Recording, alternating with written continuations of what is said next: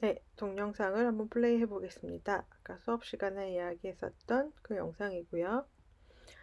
기본 애니메이션을 이용해서 만들어진 영상입니다. 그러면 어떻게 이 영상이 시작되는지 아트웍부터 시작을 해볼게요. 네, 풀 HD 사이즈로 새로운 캔버스를 여시고 첨부된 파일 중에서 이 이미지들을 선택합니다.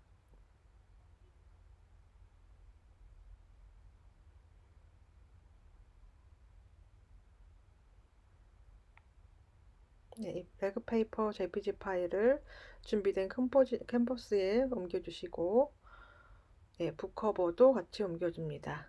두 이미지가 합성되게 할 텐데 색상이 좀 그렇죠?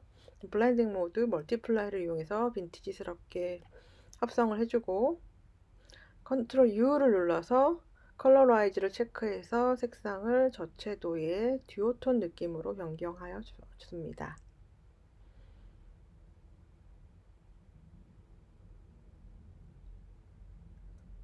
그리고 글로브 이미지를 가져다가 좀 크네요. 컨트롤 T를 눌러서 스케일을 조정을 해주고 흰색 배경이 없어져야 되겠죠. 흰색 배경은 블렌딩 모드 멀티플라이를 이용해서 투명 처리합니다.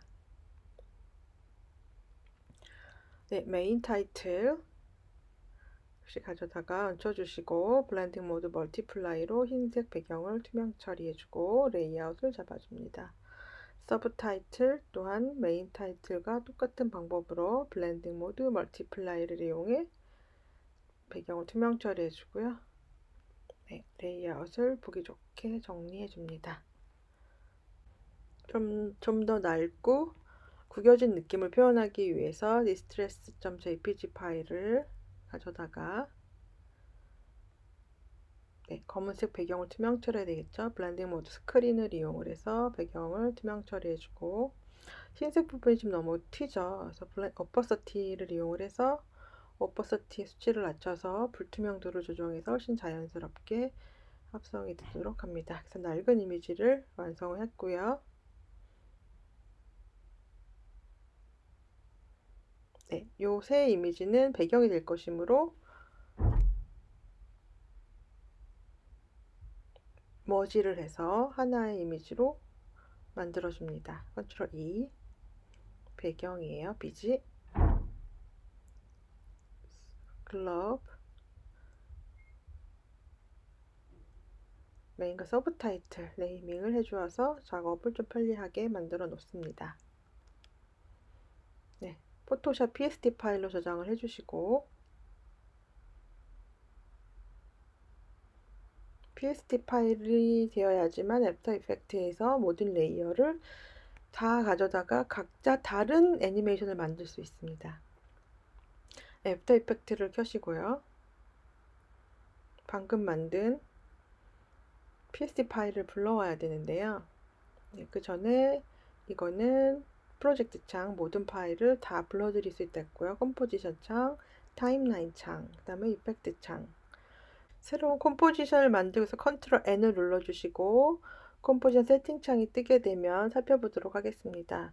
컴포지션 네임은 원하는 대로, 그 다음에 위드 사이트는 프리셋을 이용을 해서 HDTV 1080 29.97을 선택해주면 여러분이 흔하게 보는 영상, HD 영상이 되겠습니다. 프레임 레이스는 30 fps, 듀레이션은 뒤에 영영은 프레임, 뒤에 영영 프레임, 앞에 10 이 부분은 초, 분, 시간이 되겠습니다. 그래서 여러분이 15초 작업을 하고 싶다 그러면 1500이라고 입력하면 15초 작업이 되겠습니다. 10초 작업을 하고 싶은 1000이라고 입력하면 되고 뒤에 00은 프레임, 앞에 10은 초가 되겠습니다. 10초짜리를 하나 만들어 보도록 하고요. 네, OK 버튼 누르면 10초짜리 듀레이션을 갖는 영상이 만들어질 예정입니다. 예, 컴포지션이고 프로젝트 창, 컴포지션 창. 네, 프로젝트 창을 더블 클릭해서 좀 전에 만들어 놨던 PSD 파일을 불러드리는데 임포트는 반드시 컴포지션 혹은 컴포지션 리테인 레이어스 둘 중에 하나를 선택해 줍니다. 레이어를 살려오기 위해서입니다. 그래서 더블 클릭해주면 글로브라는 새로 불러들인 PSD 파일이 이런 상태로 만들어질 텐데 이런 상태가 컴포지션이라고 볼 수 있습니다. 더블 클릭하면 컴포지션 창에 그대로 포토샵에 있지 않은 모든 것들이 그대로 살아서 들어와 있습니다. 이 글로브 레이어는 오포서티 애니메이션을 줄 겁니다. 그래서 T를 눌러서 오포서티 창을 만들어 주고요. 스타바츠 아이콘을 클릭해서 키프레임을 하나 만들어 줍니다. 그리고 1초 정도 뒤 위치로 갈 건데요. 타임 인디케이터로 1초를 잡는 건 어렵기 때문에 왼쪽 상단의 이 부분을 클릭하면 1000, 100이라고 입력하면 1초 위치에 타임 인디케이터가 위치하게 됩니다. 네, 이 상태에서 이 위치에 키를 하나 더 만들어 줄 건데 앞에 있는 마름모를 클릭하면 되고요. 잠깐 쇼코키로 이동을 해서 키프레임 사이를 위치 이동할 때는 단축키 J와 K를 사용합니다. 그래서 앞쪽으로 이동하려면 J를 눌러주면 되고요. 뒤쪽으로 이동하려면 K를 눌러주면 됩니다. J를 눌러준 상태에서 앞부분은 오퍼서티가 0. 그러면 첫 번째 키프레임은 0, 두 번째 키프레임 오퍼서티가 100인 상태로 이러한 애니메이션이 만들어지게 됩니다.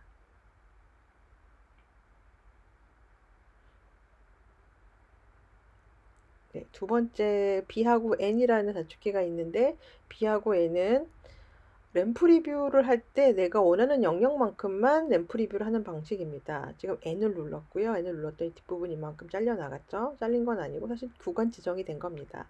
그래서 두 키프레임 사이에 애니메이션이 끊임없이 루핑 되면서 미리 보기를 하면서 수정 보완을 할 수 있게 되는 겁니다. 네, 이 부분의 속도를 좀 더 느리게 하고 싶다면 3초 위치로 타임 인디케이터를 위치시켰고요. 구간을 좀 위치 이동하고 뒤에 있는 키를 드래그해서 3초 영역에 갖다가 올려놓고 다시 스페이스바를 눌러서 램프 리뷰를 하게 되면 속도가 훨씬 느려진 것을 알 수가 있습니다. 그래서 키와 키 사이의 간격이 넓어지면 속도가 느려지는 것이고 앞에 부분 다시 10이라고 10프레임 위치로 타임 인디케이터 위치를 변경한 후 뒤에 있는 키를 10프레임 위치로 이동시켜 줍니다. 네, 그런 다음에 다시 N을 눌러서 구간을 설정 다시 해주고 램프 리뷰할 구간을 그다음에 스페이스바를 또 다시 눌러서 램프 리뷰를 하게 되면 속도가 굉장히 빨라진 걸 알 수가 있습니다. 다시 저는 1초 위치에 두 번째 키를 놓고 다시 N을 눌러서 혹은 드래그를 해서 램프 리뷰 구간을 설정해주고 네, 요거 시간대에 애니메이션을 만들도록 하겠습니다. 그다음 두 번째 타자는 백그라운드가 움직이는 거였었는데요. 움직이니까 위치 이동이니까 포지션 P를 눌러서 위치 이동을 하도록 하겠습니다. 근데 잘못하면 이렇게 배경이 보이게 되기 때문에 약간 크게 늘려볼게요. S 눌러서 스케일을 살짝 늘려 보겠습니다. 그런 다음 네, 숫자로 입력해도 상관이 없고 드래그도 상관없고요. 그래서 약간 사이즈를 늘렸습니다. 그런 다음 포지션을 다시 한번 눌러서 키를 하나 만들어주고 네, Y축 값을 위로 올려 보겠습니다. 그 다음 2초 위치로 타임 인디케이터를 위치시키고 Y축 값을 서서히 밑으로 내려서 네, 램프 리뷰를 공간을 만들어 주고요. 네, 첫 번째는 오퍼서티, 두 번째는 포지션 애니메이션을 만들어 주었습니다. 근데 뒤에 백그라운드가 너무 빠르게 느껴지잖아요. 그럴 때는 두 번째 뒷부분에 있는 키를 쭉 뒷부분으로 옮겨서 한 8초 정도 위치로 옮겨서 놓고 램프 리뷰 구간도 역시 늘려야겠죠. N을 눌러서 네, 램프 리뷰 구간을 좀 늘려놓고요. 스페이스바를 눌러서 램프 리뷰를 합니다. 그럼 뒤에 있는 백그라운드 이미지가 서서히 움직이는 것을 볼 수가 있습니다. 키와 키 사이의 구간이 넓으면 느리게 네, 움직여지죠. 그 다음 메인 타이틀을 위치 이동하겠습니다. P를 눌러서 포지션 값을 주고요. 3초 위치에 가서 역시 키 하나를 만든 다음에 J를 눌러서 앞에 키를 찾아주고 네, Y 값을 살짝 위로 주면은 위에서 밑으로 내려오는 애니메이션이 될 거예요. 그 다음에 Shift T를 누르면 하나의 옵션을 더 열 수가 있습니다. Shift 키를 누르고 해당 옵션을 클릭, 그러니까 Shift T를 클릭해주고 오퍼시티가 나오게 해서 첫 번째 키는 오퍼시티가 0, 두 번째 키는 3초 위치에 가서 오퍼시티가 100이 되면 위에서 밑으로 서서히 나타나는 애니메이션이 이렇게 만들어집니다.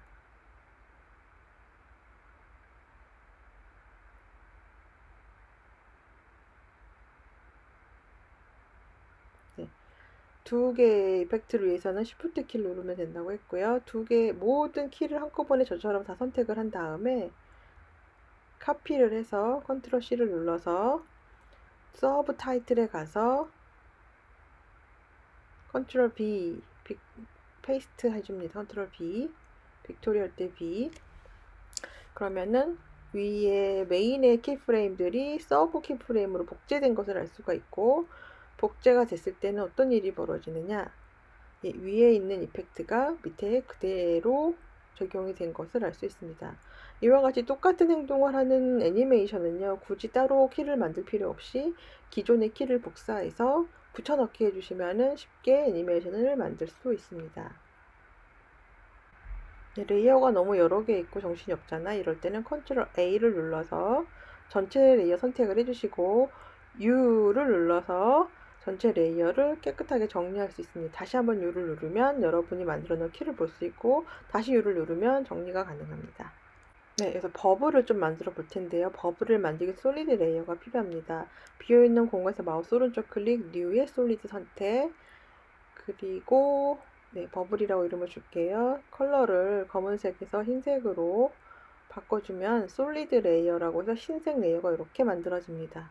얘는 버블을 만들 거라서 이펙트 앤 프리셋 창에 가서 버블이라고 BUBBLE라고 입력을 해주면 많은 버블이 나올 텐데 CC 버블을 선택해서 드래그 앤 드랍 해줍니다.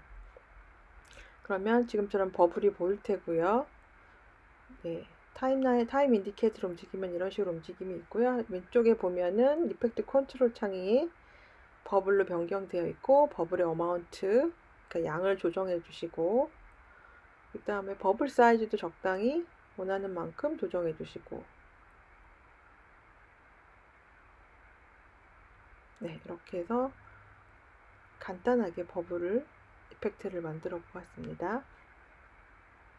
네, 모든 이펙트들은 레이어가 존재해야 해요. 그래서 솔리드 레이어가 됐건 기존 레이어가 됐건 무언가 레이어가 존재해야지만 이펙트가 입혀집니다.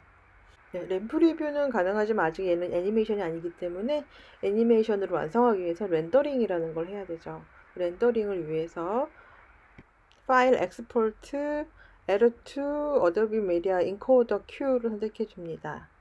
이건 어도비 CC, 애프터 이펙트 CC 2019 이상 버전인 학생들한테 해당하는 옵션이고요.